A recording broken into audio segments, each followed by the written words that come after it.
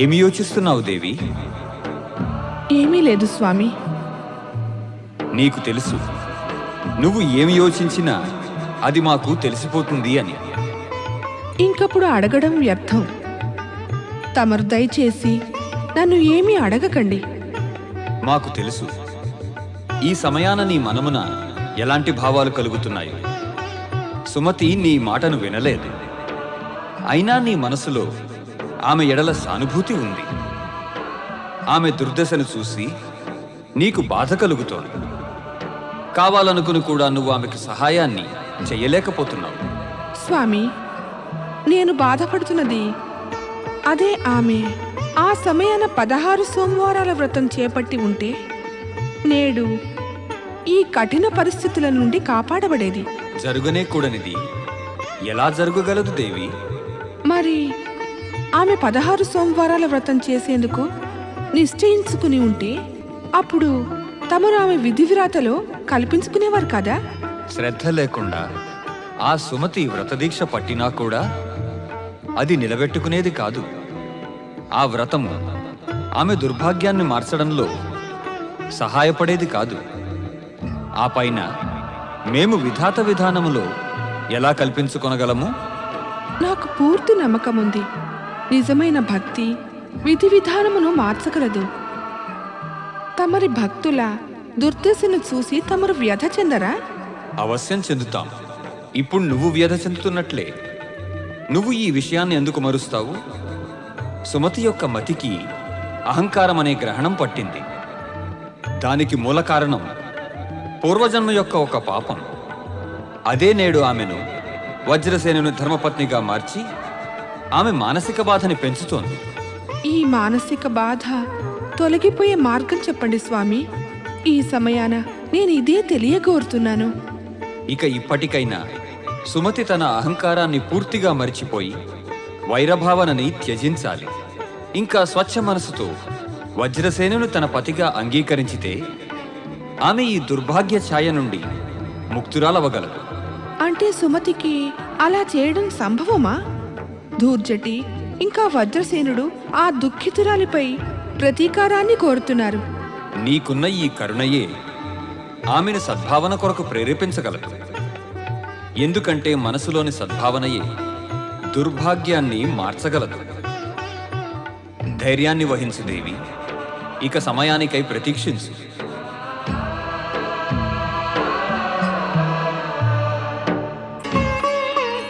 దశార్ణ యువరాజు వజ్రసేనునికి, దశార్ణ యువరాజు సుమతికి, దశార్ణ రాజ ప్రాసాదానికి తమరికి స్వాగతం.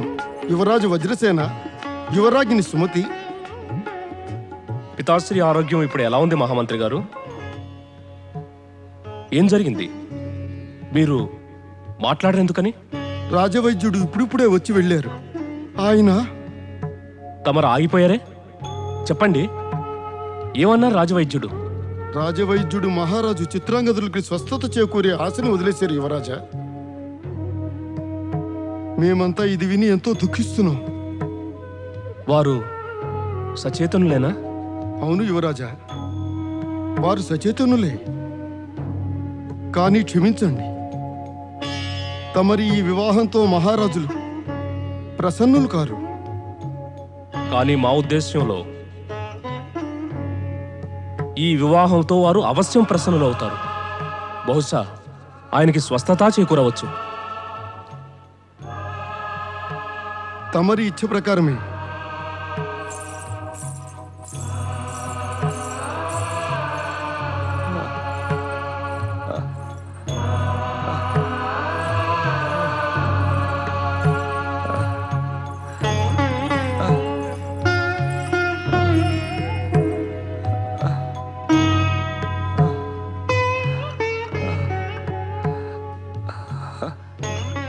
పితాశ్రీ, కళ్ళు తెరవండి పితాశ్రీ. నేను తమరి ప్రియపుత్రుణ్ణి, వజ్రసేనుణ్ణి.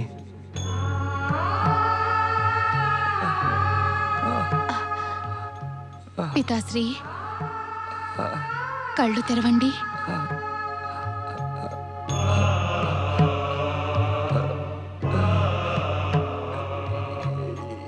మీరు? నేను వజ్రసేనుణ్ణి పితాశ్రీ. ఇంకా ఈమె తమరి కోడలు యువరాజ్ఞి సుమతి.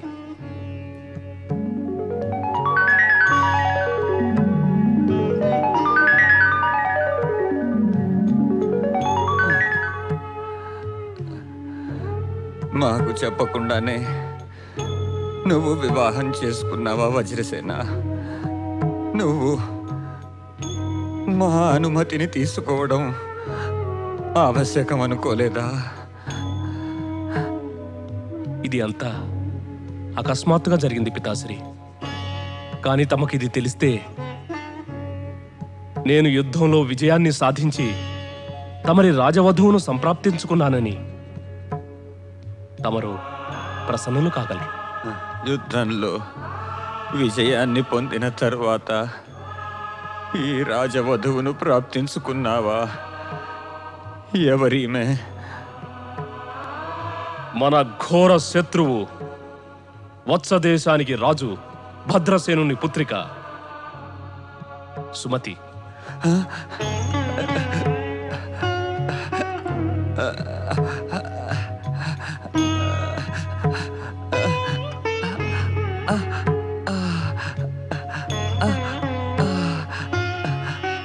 నువ్వు మన ఘోర శత్రువు భద్రసేనుని పుత్రికను యుద్ధంలో గెలుచుకున్నావా?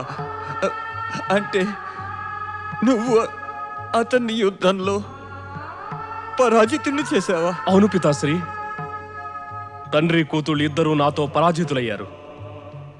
ఇక సుమతి జీవితాంతం మా చరణదాసయ్యి పడి ఉంటుంది. నువ్వు ధన్యుడివి, ధన్యుడివి వజ్రసేన. ఈ ప్రపంచాన్ని శాశ్వతంగా వదిలిపెట్టే ముందు నువ్వు ఈ శుభ సమాచారం వినిపించి మా మరణాన్ని సుఖప్రదం చేశావు పుత్ర, సుఖప్రదం చేసేశావు. ఏళ్ల నుండి యుద్ధం చేస్తున్నప్పటికీ మేము భద్రసేనుణ్ణి పరాజితుణ్ణి చేయలేకపోయాం. నువ్వు మా స్వప్నాన్ని నిజం చేశావు వజ్రసేన. నువ్వు ధన్యుడివి వజ్రసేన. నువ్వు పితాశ్రీ, తమరెందుకు ఇలా చేశారు పితాశ్రీ? నన్ను ఒంటరిగా విడిచి వెళ్ళిపోయారా పితాశ్రీ? పితాశ్రీ, పితాశ్రీ, పితాశ్రీ.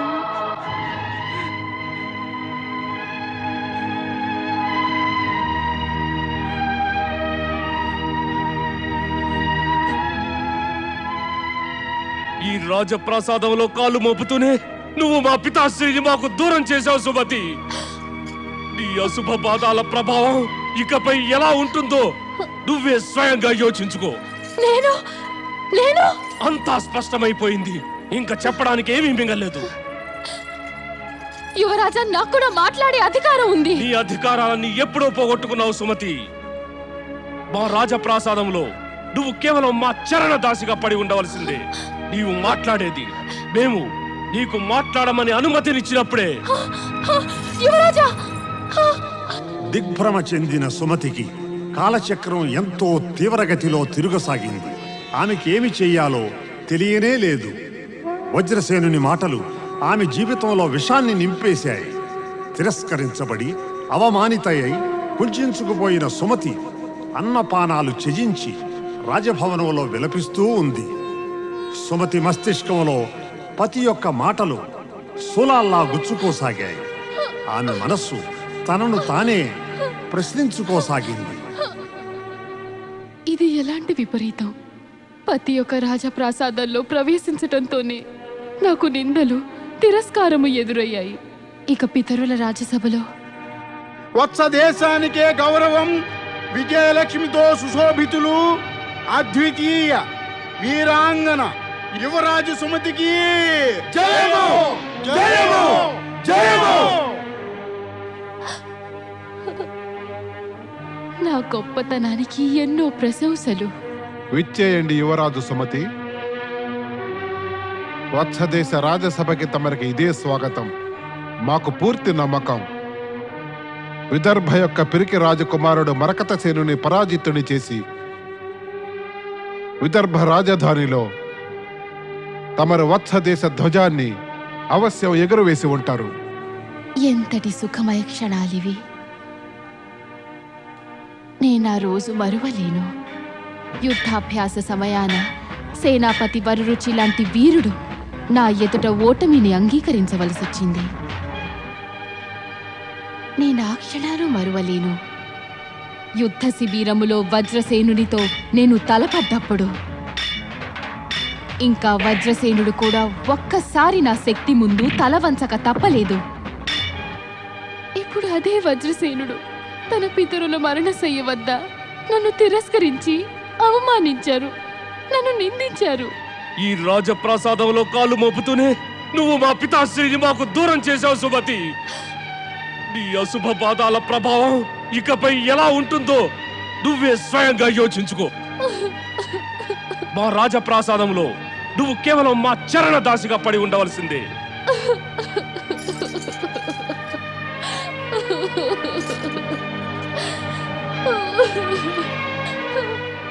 సుమతి,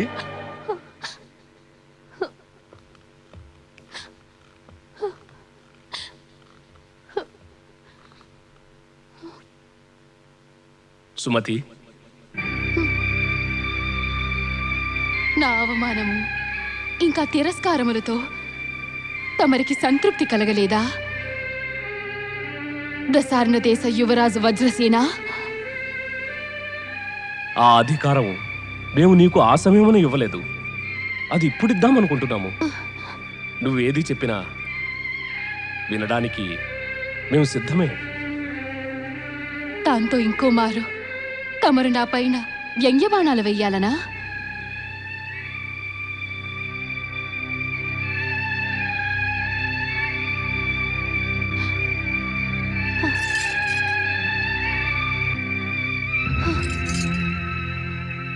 ఒక శత్రువు పైన తమరి ప్రేమ ప్రదర్శన ఎన్నడూ శోభనివ్వదు యువరాజా. పైగా ఇప్పుడు మేము నిన్ను మాకు శత్రువు అనుకోవట్లేదు. ఏ విధంగా తమరి పితరుల మరణశయ్య వద్ద తమరు ఒక నవవధువుని తిరస్కరించారో అలాగా ఏ శత్రువు కూడా చెయ్యడు. నాకు తెలుసు, ఇక నేను జీవితాంతం ఒక శత్రువుతో కలిసి ఉండాల్సిందే.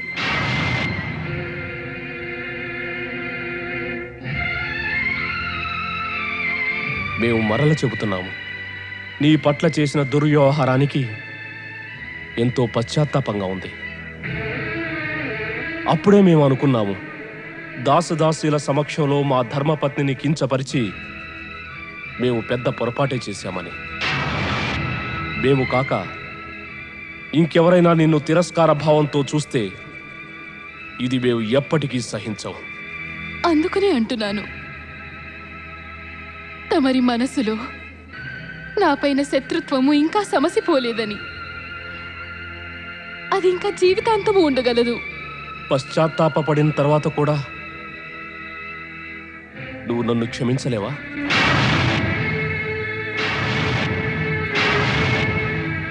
మాకు తెలుసు, నువ్వంత కఠినాత్మురాలవు కావు. క్షమించమని అడిగితే క్షమించకపోవడానికి.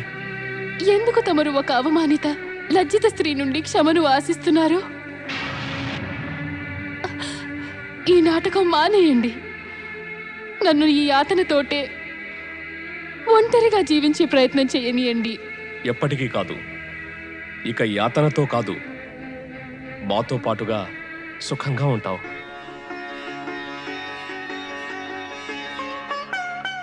ఇది సంభవమేనా?